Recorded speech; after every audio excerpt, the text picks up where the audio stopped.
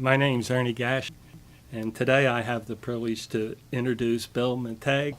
Thanks very much, Ernie. I'm really happy to be here and talk to you about the games.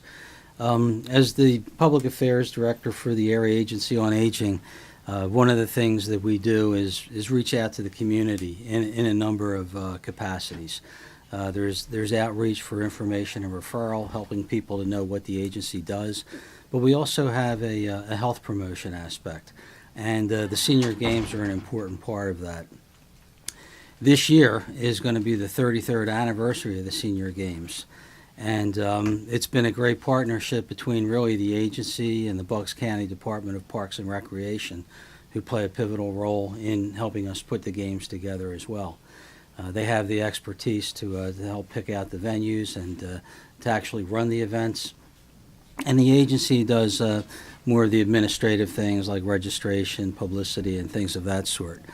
But it's really been a number of years where we've had a lot of people who have participated. I mean, if you really counted it up over the years, it would literally be in the 10,000 plus category.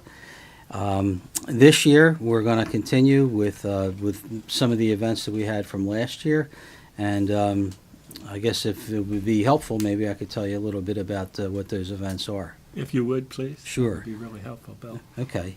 Well, first, as far as the people who might be interested in the games, these would be people who are ages 50 and older, and they'll register, and we'll break them out into 10-year age brackets.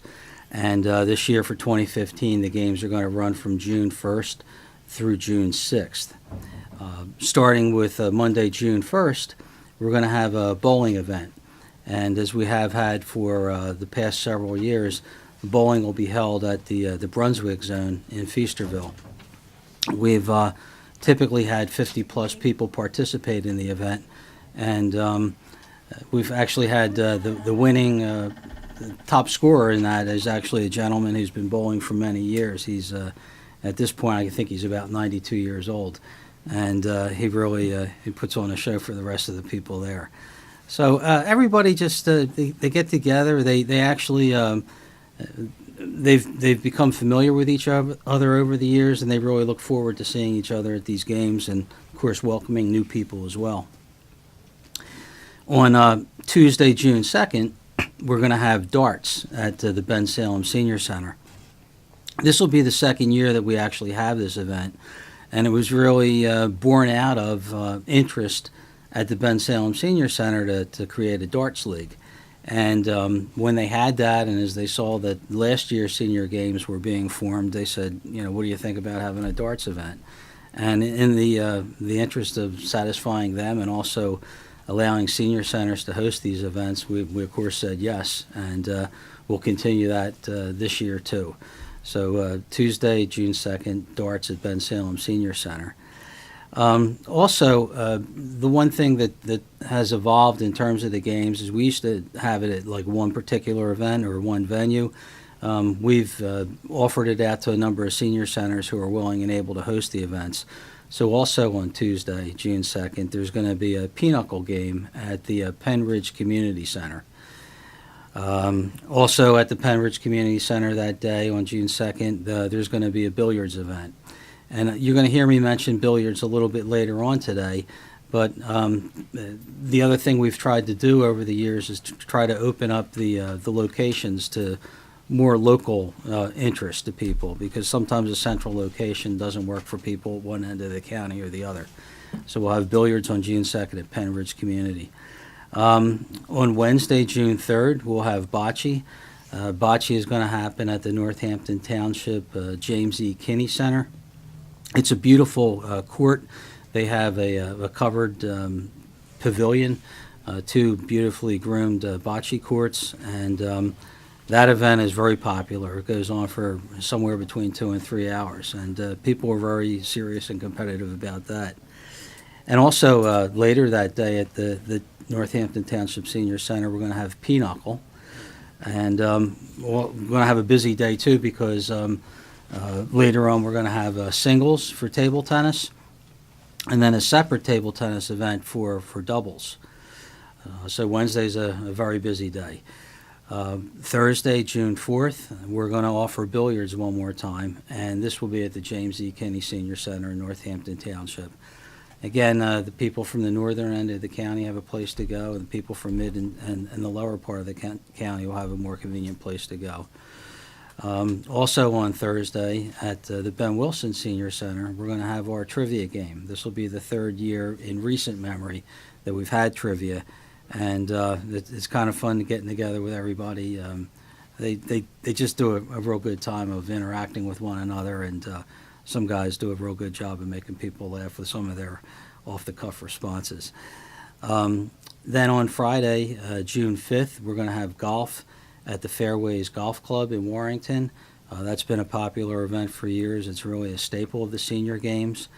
And also on Friday, we're going to have another bocce game. This time it'll be at the Middletown Citizens Senior Center in Levittown or Middletown Township. Also on that same day, we're going to have a bridge back at the Northampton Township Senior Center. And, we haven't really talked about times, but suffice it to say that the times are set up so that people on any given day could participate in multiple events. And then finally, on Saturday, June 6th, we'll have track and field at the Tohickon Middle School. We've had this event for a number of years, and in recent years, I'd like to thank you and the people that you've helped put together as far as supporting the event and helping us to run the event, because there are a number of events that we're going to have, and we appreciate all the support that we can get on that. Sure. So. Okay, I have a couple questions now. When you talk about the track, I've been involved with that, and a couple of years ago they picked the date the same as the league championship, of which all the officials I had were there, and then they didn't have it that one year. And with your help, we were able to bring it back last year. And what I always like to make sure is the safety for senior citizens or young people in high school or intermediate or grade school, wherever I'm involved in athletics. I think it's so important. So I have a couple of questions to see if you're still going to be doing this. Number one, people can register late to that event as they did last year. Is that right? Yes. They can come and there'll be somebody there that can register them. So if somebody might not hear this on television until Friday, they could still come. Yes. Saturday, they should be there by about 8:15 if they want to register on Saturday to make sure that they have time to get set up. That's right. Okay, that's something that's really important. The other thing is that you definitely will be having the medical attention of an ambulance there because of the seniors. When we did this at CB West, we had the hospital right across the street, but all the years that I've been involved with, you're still going to maintain that health. Is Absolutely, that right? yes. Okay, another item that is very, very important is the fact that since the school is closed, you're going to have the outside toilets provided for the seniors and those people that would need that too. Is that correct? We'll have a porta johns. Johns and everything else that would be set up there. And last year, when we were working and bringing it back, you had more than enough water supply for not only the runners, but those people who were helping. That was the officials, and we did get some of the athletes from the Central Bucks area to help, and we'll do the same this year. Definitely. The next question comes is, where will they receive their awards? Will they get their awards there that day, or are you going to have another day where they have the awards presented?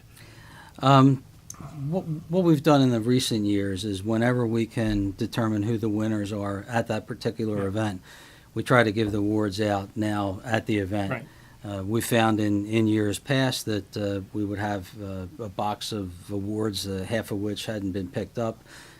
As maybe it just wasn't convenient for people to come back, so we'd mail them out or, make contact. But we found that being able to give the awards on the day of the event works best for everybody. Okay, the reason why I asked that's what we did last year, but in previous years, you mailed the awards out to let the people know when they come, those that are going to be seeing this on TV and other areas, what would be taking place.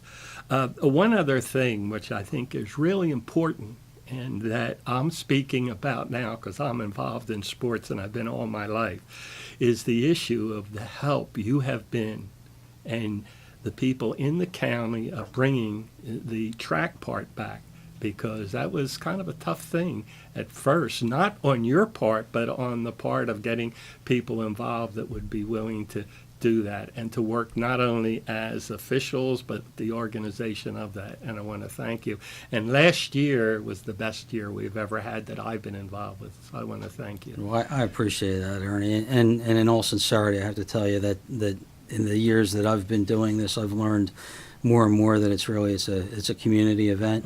And with the support that we've gotten from you, your group of officials, and volunteers from the senior center, and even members of the business community, without all of that support, we wouldn't be able to do it as well as we do. So thanks so much for that. You're welcome, I'm sure.